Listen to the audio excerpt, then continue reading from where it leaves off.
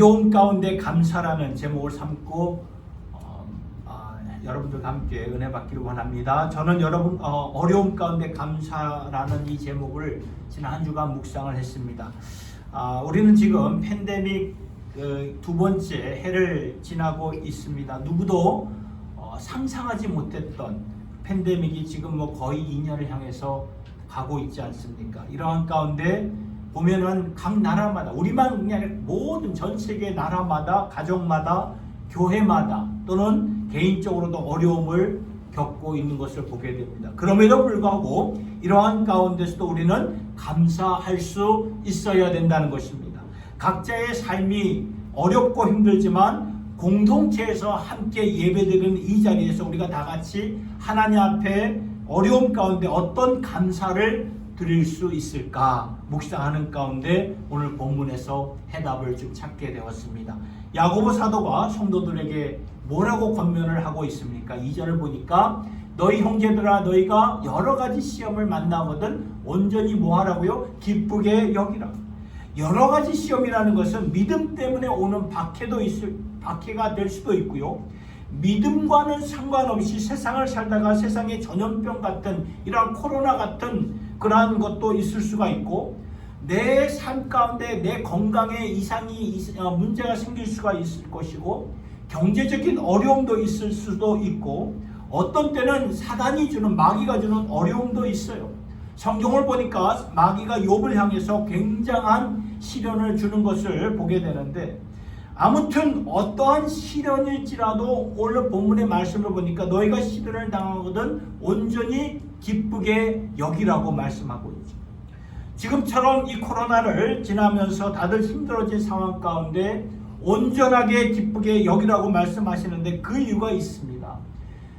그 이유는 어려운 자체를 우리가 감사하며 기뻐할 수 있는 것은 아니지만 이 어려움을 통해서 하나님께서 하시고자 하는 선한 일이 있기 때문에 성경은 감사하라고 말씀하고 있는 거죠. 그렇다면 우리의 어려움을 통해 하나님께서 하시고자 하는 선한 일이 무엇일까요? 말씀을 보니까 3절에 오늘 본문의 3절에 너희 믿음의 시련이 인내를 만들어내는 줄 너희는 압니다. 인내하도록 이끌어 주신다는 거예요. 인내를 온전히 이루어서 조금 더 부족함이 없도록 만들어 가신다는 것입니다. 여러분 이 말씀을 곰곰이 생각해 보세요. 하나님은 저와 여러분의 믿음이 그냥 제자리에 남아 있기를 원치 않으신다는 거예요. 우리의 믿음이 계속 자라서 우리의 믿음이 참 온전한 믿음, 자라가지고 온전한 믿음이 되기를 원하신다는 거죠. 그런데 온전한 믿음은 그냥 되는 것이 아니라 어려움을 통해서, 시련을 통해서, 아픔을 통해서, 그렇죠? 온전한 믿음, 우리의 믿음이 자라가게 되는 거죠. 이것은 마치 우리의 그 신체, 몸과 같은 것이 아닐까 생각이 듭니다. 여러분 제가 결혼 초에는 운동을 참 정기적으로 열심히 했습니다. 꾸준하게 달리기도 하고 학교에 그 짐에 가서는 운동도 하고 두 아이가 이제 어릴 적에는 작을 때는 이 YMCA에 등록해서 아이들은 이제 수영을 배우게 하고 그 시간에 이제 저는 따로 이제 가서 운동을 그래서 이제 건강한 몸을 만들었는데 여기에 와서부터는 운동을 거의 그렇게 하지를 못했습니다. 그래서 이래서는 안 되겠다. 좀 운동 좀 해야겠다 하고는 한 번은 뛰었어요. 그런데 정말 오랜만에 뛰니까 몸이 이렇게 굉장히 무겁게 느껴지는 것을 단번에 이렇게 느끼게 되더라고요. 그러면서 이제 심장이 이렇게 터질 것 같은 그런 느낌을 갖게 되었습니다. 전에는 30분 이상을 뛰어도 이렇게 괜찮았는데 10분만 뛰어도 심장이 터질 것만 같은 그런 제 몸을 보면서 이렇게 약해졌구나. 그러면서 제 아들이 와서 아빠 제 몸을 보세요. 이 몸짱을 만들어 가는데 참 부럽더라고요. 어떻게 나도 너 때 그럴 때가 있었어. 제 이 큰아이는 에이 그러면서 저의 그런 모습을 믿지를 못하는 것 같아요.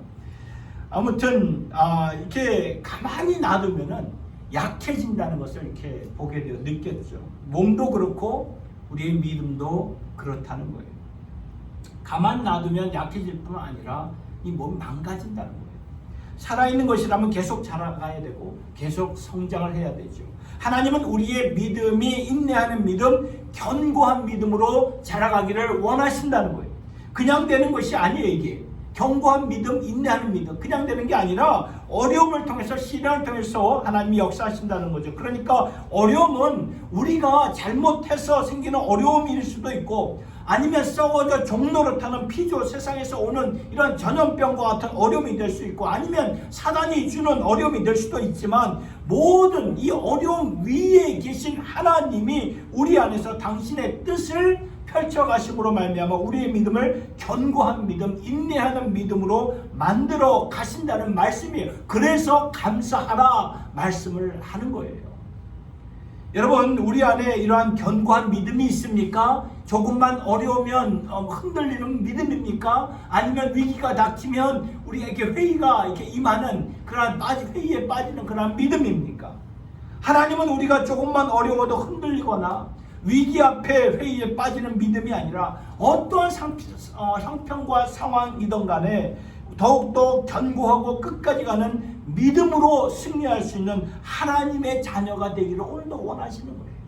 그래서 우리의 삶에 어려움과 시련을, 아픔을 사용하신다는 말씀이죠. 저의 인생을, 저의 삶을, 또한 여러분의 삶도 돌아보세요. 저의 인생을 돌아보아도 가장 저의 믿음이 이렇게 업그레이드 된 때는 어려운 가운데였다는 것을 깨닫게 되죠.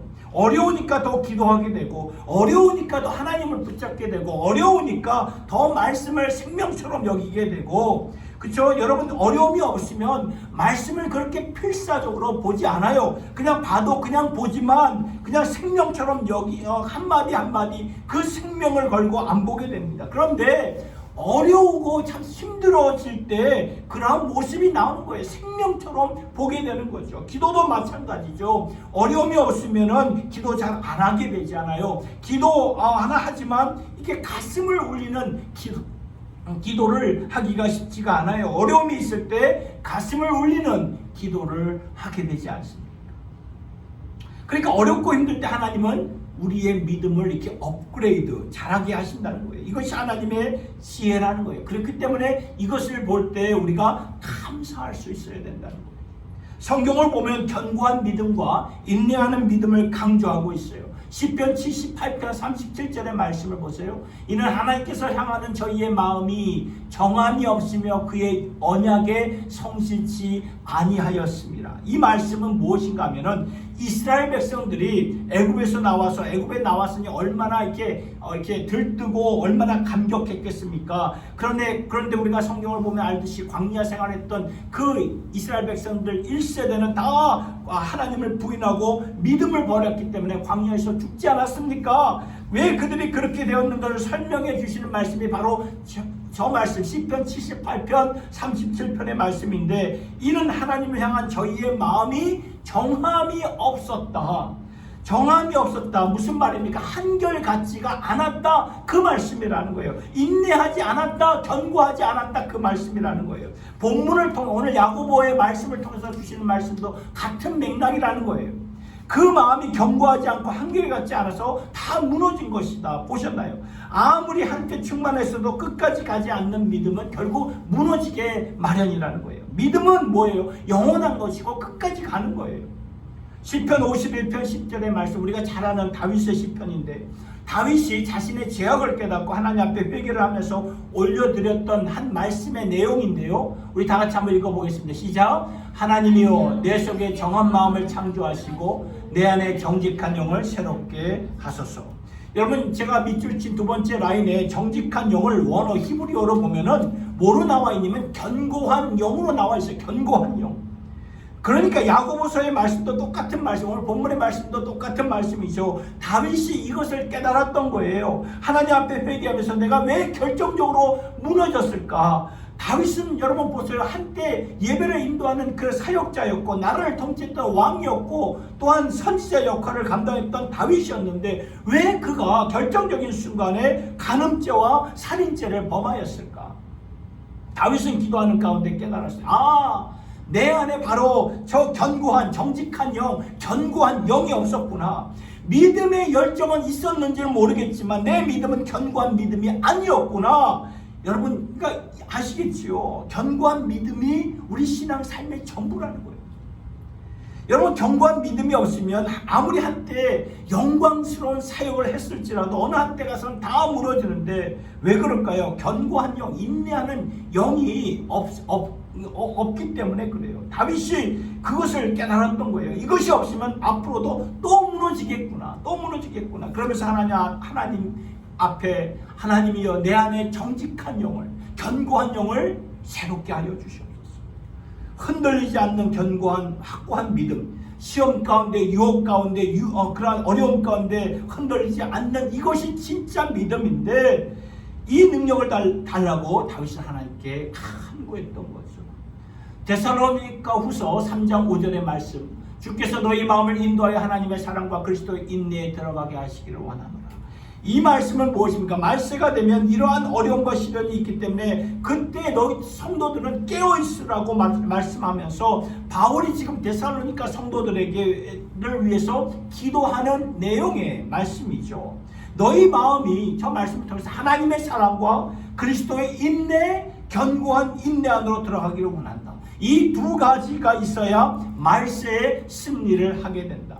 하나님의 사랑으로 충만해야지 우리가 믿음을 지키면서 승리할 수가 있는 것이고, 그리스도의 견고한 인내로 들어가야 우리가 말세에 쓰러지지 않고 믿음을 지키면서 산다는 것입니다. 여러분, 복음서를 보니까 예수님이 누가복음 18장 8절의 말씀을 보니까 인자가 올 때의 세상에서 믿는 자를 보겠느냐, 믿음을 보겠느냐. 여기서 말씀하시는 믿음은 무엇입니까? 마지막까지 흔들리지 않는 믿음을 가리키는 거예요. 마지막까지 어떠한 유혹과 핍박 속에서도 흔들리지 않는 믿음, 이 믿음을 찾을 수 있겠는가? 여러분, 오늘이나 그때나 많은 사람들이 주님을 믿었지만 과연 얼마나, 몇 퍼센트나 흔들리지 않는 믿음, 견고한 믿음, 그리스도의 인내한 믿음으로 살게 될 것인가? 주님이 묻는 거예요. 예수님이 묻는 거예요. 그것이 쉽지 않다는 것입니다. 그래서 바울이 기도할 때에 말세에 승리하는 주의 백성들이 되기 위해서는 하나님의 사랑이 많다, 하나님의 사랑 안으로 들어가게 하시고 그리스도의 인내 안으로 들어가게 해달라고 기도를 했던 것입니다. 골로새서 1장 11절의 말씀을 보니까 그 영광의 힘을 쫓아 모든 능력으로 능하게 하시며 기쁨으로 모든 견딤과 오래 참음에 이르게 하시고, 이 말씀은 바울이 골로새 교인들을 축복하는 기도인데, 축복하면서 뭐라고 말씀합니까? 하나님의 영광의 힘을 따라 모든 능력으로 너희들을 능하게 하시기를 원한다. 그래서 기쁨으로 모든 견딤과 하나님의 모든 능력으로 우리가 능하게 될 때 그 모습의 결과는 무엇일까? 흔들리지 않는 믿음이라는 거죠. 이거 진짜 믿음이에요. 이게. 하나님이 보실 때 진짜 능력은 뭐예요? 끝까지 가는 거죠. 능력은 다른 게 아니에요. 끝까지 가는 거예요. 흔들리지 않고 한 길 끝까지 가는 것이 능력이라는 것입니다. 그런데 끝까지 가는 견고한 믿음은 어려움과 시련과 아픔을 통해서 연단하신다는 거죠. 야고보 사도가 말한 것이 바로 그 말이에요. 시련과 어려움을 통해서 하나님은 우리 안에 끝까지 가는 견고한 믿음을 이루시기 위해서, 그래서 기뻐하고 감사하라는 것이죠. 그렇기 때문에 오늘 우리에게 임한 어려움을 보면, 어려움이 임할 때 우리는 어떻게 해야 됩니까? 감사해야 된다는 거예요. 감사해요. 여러분, 하나님은 우리를 사랑하시죠. 사랑하십니다. 그래서 얼마나 사랑하셨으면 당신의 독생자를 우리에게 주셨습니까? 그런데 하나님이 사랑하는 우리에게 왜 때때로 시련과 어려움과 아픔을 허락하시는 것일까요? 우리 한번 이걸 생각해 봐야 돼. 왜 하나님이 그런 아픔과 어려움과 시련을 주실까? 어떤 때는 정말 감당하지 못할 시련처럼 느껴지기도 하지 않습니까? 그러나 하나님이, 주님이 말씀하시기를 고린도전서 10장 13절의 말씀을 보니까 감당할 수 없는 시련 내가 허락한 적이 없다 말씀하고 있어요. 감당할 수 있는 능력을 주신다는 거예요. 감당하게 하셔서 어려움을 통해 우리 안에 정금 같은 믿음을 허락하신다는 거죠. 여러분, 정금이 그냥 만들어집니까? 금을 캐면 그냥 그 자체입니까? 아니잖아요. 흙과 돌과 찌꺼기가 다 섞여 있잖아요. 그런데 그것을 풀무에 녹이면서 정금이 되지 않습니까? 그러면서 그러한 정금 같은 믿음을 우리 안에서 이루시기를 원하신다는 거예요. 그러니까 감사해야 된다는 거죠. 삶 가운데 어느 누가 이 어려움이나 아픔을, 시련을 좋아할 사람 누가 있겠습니까? 아무도 없죠. 그러나 어려움이 허락되면 감사해야 하는 것이, 어려움을 통해 하나님이 나를 지금 이렇게 연단하시는구나, 정금같이 해주시려고 연단하시는구나, 그런 과정을 겪게 하시는 것이구나. 그래서 욥기 23장 10절의 말씀, 우리가 잘 아는 말씀이죠. 나의 가는 길은 오직 그가 아시나니 그가 나를 단련하시는 후에는 내가 정금같이 나아가리라. 여러분, 이것이 오늘 말씀이에요. 오늘의 이 팬데믹 가운데 우리가 감사하고 하나님께서 우리 안에 견고한 인내와 이 믿음을 허락하신 것을 우리가 감사해야 하는 것입니다. 이것이 큰 그림에서 본 말씀이라면 이제 이 말씀을 가지고 세 가지 구체적으로 우리가 살펴보기를 원합니다. 첫 번째는 어려움 가운데 하나님이 우리와 함께 하신다는 것을 꼭 마음판에 새기면서 살아가시기 바랍니다. 시편 23편 4절의 말씀, 잘 아는 말씀이죠. 내가 사망의 음침한 골짜기를 다닐지라도 해를 두려워하지 아니할 것은 주께서 나와 함께 하심이라. 주의 지팡이가 막대기가 나를 안위하시나이다. 여러분, 함께 하시기 때문에 우리의 어려움을 통해 정금같이 만들어 가신다는 거예요. 다윗이 언젠가 하나님이 시련 가운데 어디 계신가, 하나님 어디 있는가, 이 회의에 빠졌던 적이 있었어요. 그런데 하나님으로부터 영감을 받고 시편 139편 9절부터 이런 내용을 담고 있습니다. 보면은 내가 새벽 날개를 치며 바다 끝에 가서 거할지라도 곧 거기서도 주의 손이 나를 인도하시며 주의 오른손이 나를 붙드시리이다. 내가 혹시 말하기를 흑암이 정녕 나를 덮고 나를 두른 빛인 밤이 되리라 할지라도 주에게서는 흑암이 숨기지 못하며 밤이 낮과 같이 빛이 나니 주에게는 흑암과 같이 빛이 일반이니이다. 여러분, 이 암투병을 하신 분들에게는 밤이 참 힘들다고 말합니다.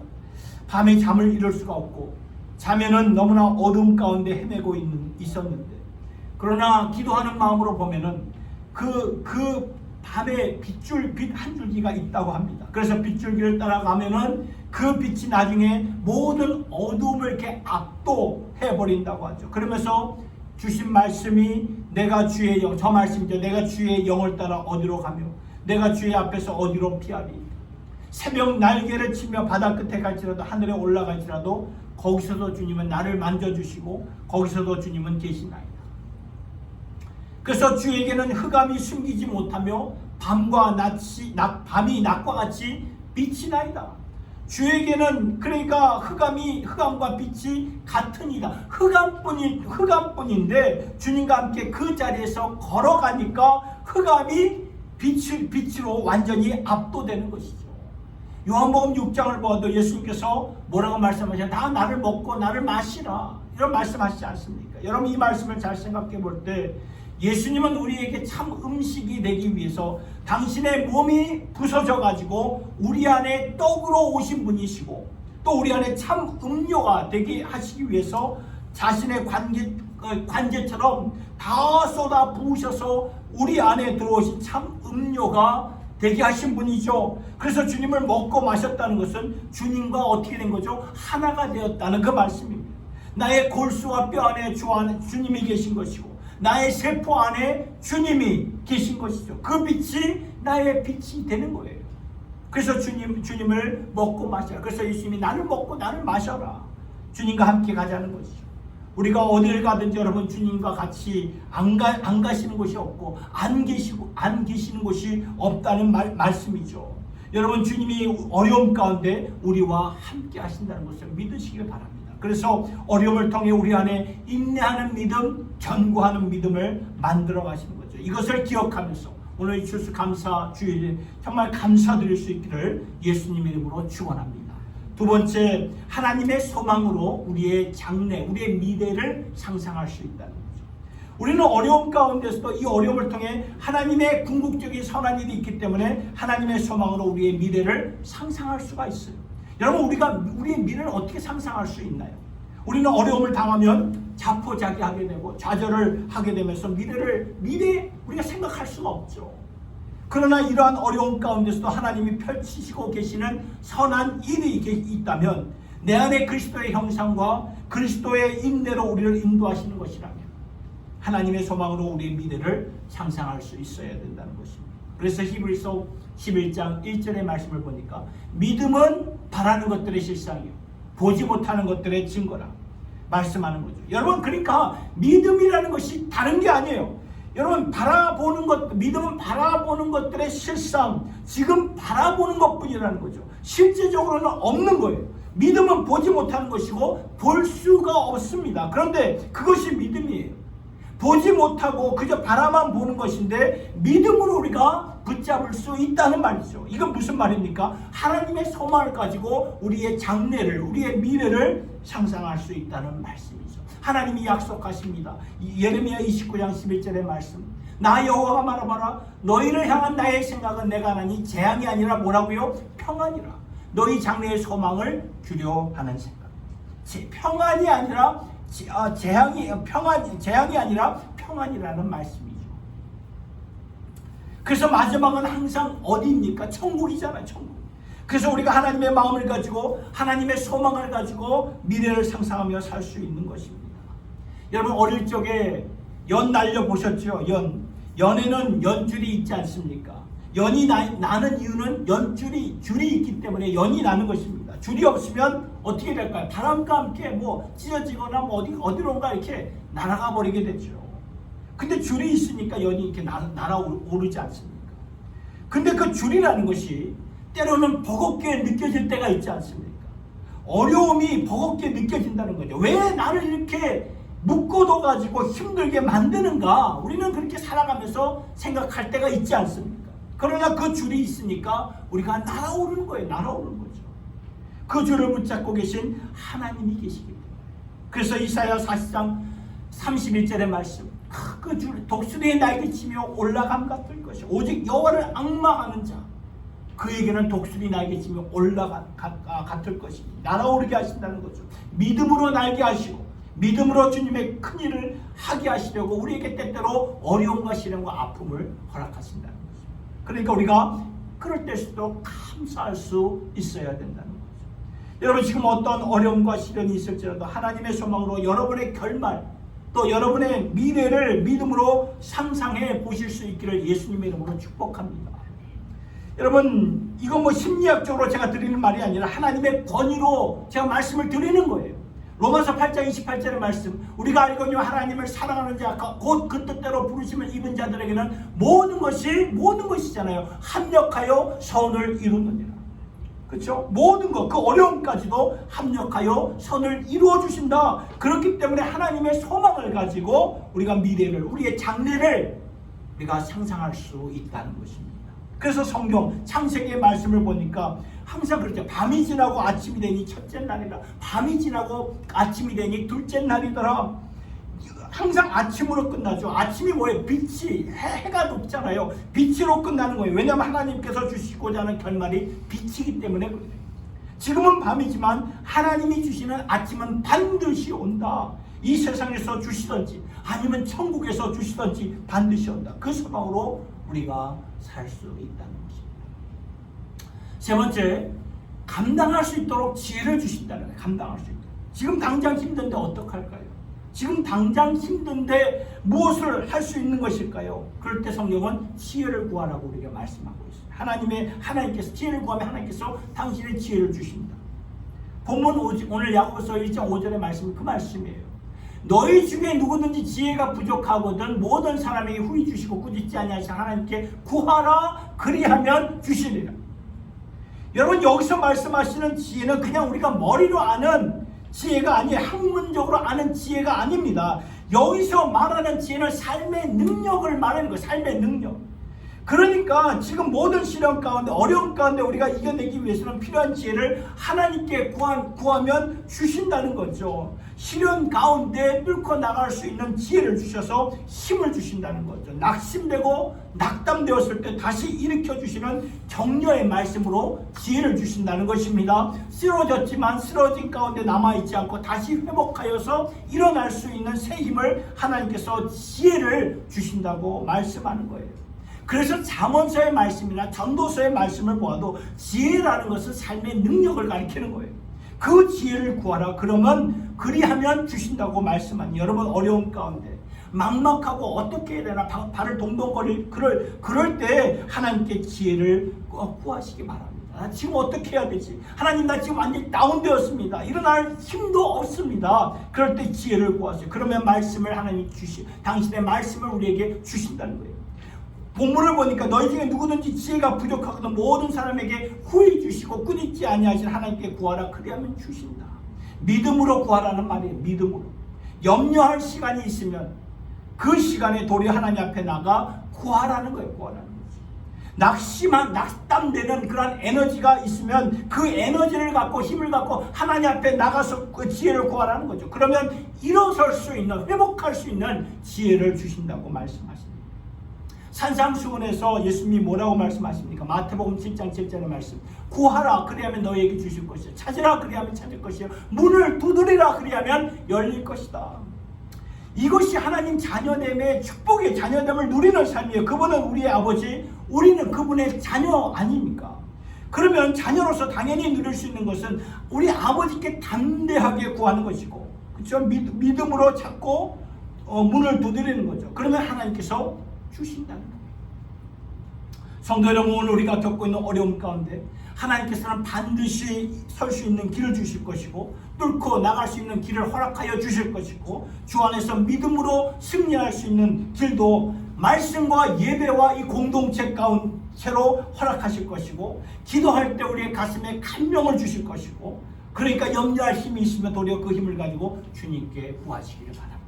사랑하는 성도 여러분, 말씀을 맺으면서 삶 가운데 어려움은 우리가 피해갈 수가 없는 거예요. 피해갈 수가 없고 때로는 하나님께서 허락하실 수도 있는데 그럴수록 하나님의 지혜를 구하시면서 우리는 감사할 수 있는 주님의 백성들이 되어야 합니다. 왜냐하면 어려움을 통해 우리 안에 인내를 이루시고 인내가 온전히 이루어짐으로 말미암아 승리하는 믿음, 하나님께 영광을 돌리는 믿음, 세상을 감당할 수 있는 믿음을 주실 것이기 때문이죠.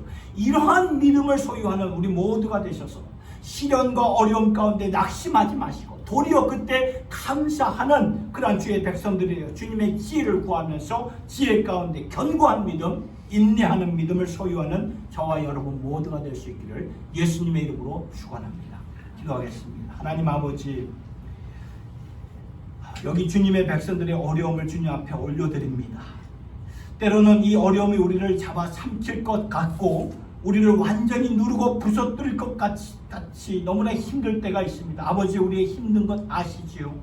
그러나 그 힘든 것 가운데 우리를 놔두시는 것이 아니라 우리와 함께 하셔서 우리와 동행하셔서 그 어려움을 감당할 수 있도록 우리 곁에서 우리에게 힘을 주시는 주님을 믿고 감사를 드리는 저희들 모두가 되게 하여 주시옵소서. 어려움을 통해서 하나님은 우리 안에 견고한 믿음, 인내하는 믿음을 이루실 것이기 때문에 우리는 하나님의 선하시고 기뻐하시고 온전하신 그 뜻을 바라보면서 인생살이의 그 무게 가운데 쓰러지지 않게 하시고 버거움 가운데 낙심하지 않게 하시고 항상 일어설 수 있도록 일어서서 믿음으로 살며 믿음으로 승리하며 주님께 영광 돌리는 주님의 백성들, 주님의 교회가 되게 하여 주시옵소서. 예수님의 이름으로 기도드리옵나이다. 아멘. 309장 논밭의 오곡백과 예배로 마칩니다.